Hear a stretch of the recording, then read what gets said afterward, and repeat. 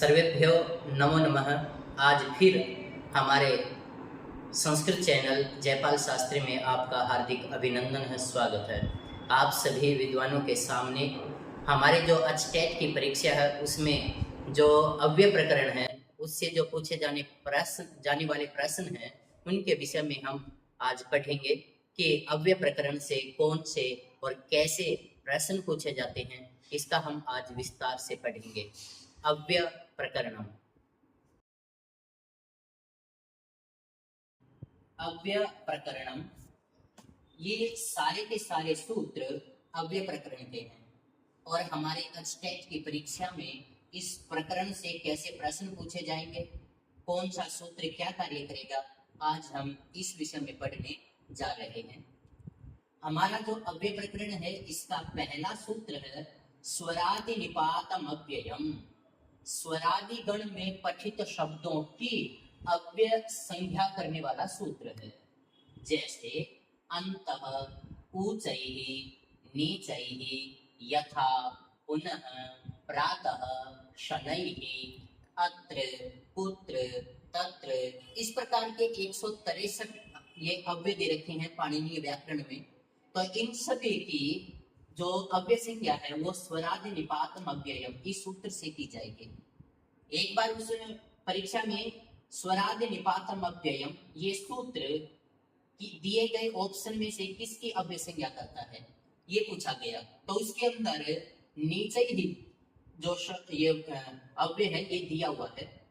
तो यहाँ आप ध्यान रखें, ये जो सूत्र है ये ऊंचाई नीचाई इन सब में आपकी अव्यय संज्ञा करेगा। तद्धितश्च सर्व विभक्ति है, तद्धितांत और जो असर्व विभक्ति है उन सभी की अव्यय संज्ञा करने वाला सूत्र है। जैसे तहसील, ये जो तहसील प्रत्यय है ये आपकी पंचमी विभक्ति को बोधित करता है।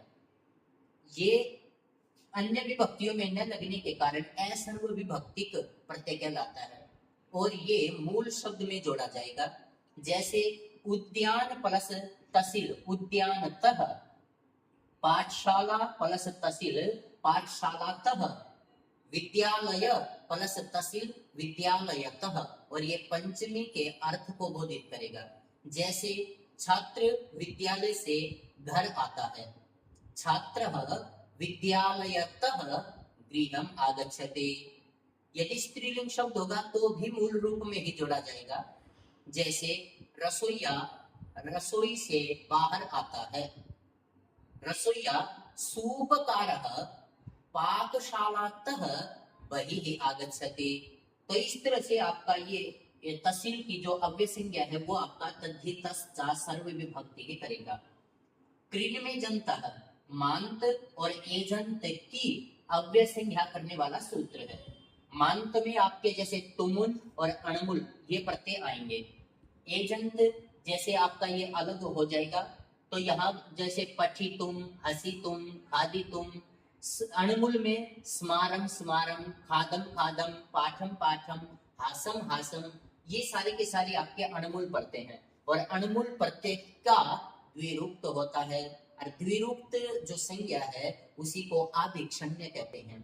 आपके टेट में ये प्रश्न आया हुआ है कि आभिक्षण्य की कौन सी संज्ञा होती है, उसकी द्विरूक्त संज्ञा होती है और उसी को विप्सा भी कहते हैं और विप्सा का ही दूसरा नाम आभिक्षण्य कहते हैं।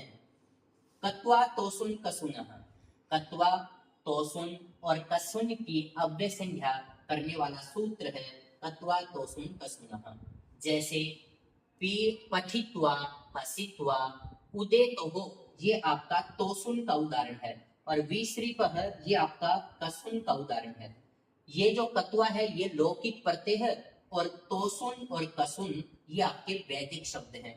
जैसे एक बार नेट में आया हुआ है कि ऑप्शन में दिए हुए हैं और ये कहा कि इनमें से ये बताइए कि वैदिक शब्द कौन सा है।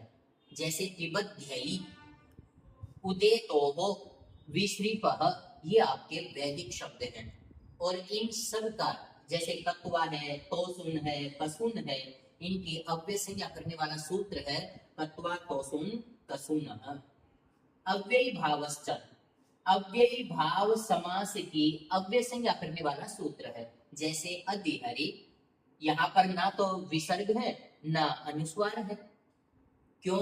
क्योंकि यहाँ पर अधिहरि प्लस सु लेकर आए तो यहाँ अव्यय भावश्च इस सूत्र ने अव्यय संज्ञा कर दी।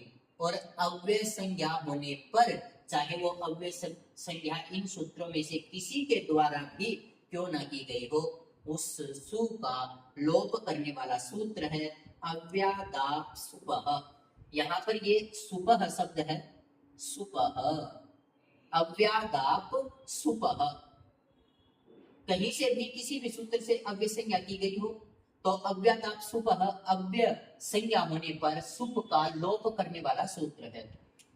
आपने देखा कि ये जो संज्ञा करने वाला सूत्र है ये भिन्न भिन्न है, अलग अलग है, लेकिन अव्यय संज्ञा होने पर सु का लोप करने वाला एक ही सूत्र है अव्यादाप सुपह। और अव्यय की जो परिभाषा है, लक्षण है, वो है सदृशं त्रिषु लिंगेषु सर्वासु च विभक्तिषु वचनेषु च सर्वेषु यन्न वेति तदव्ययम्।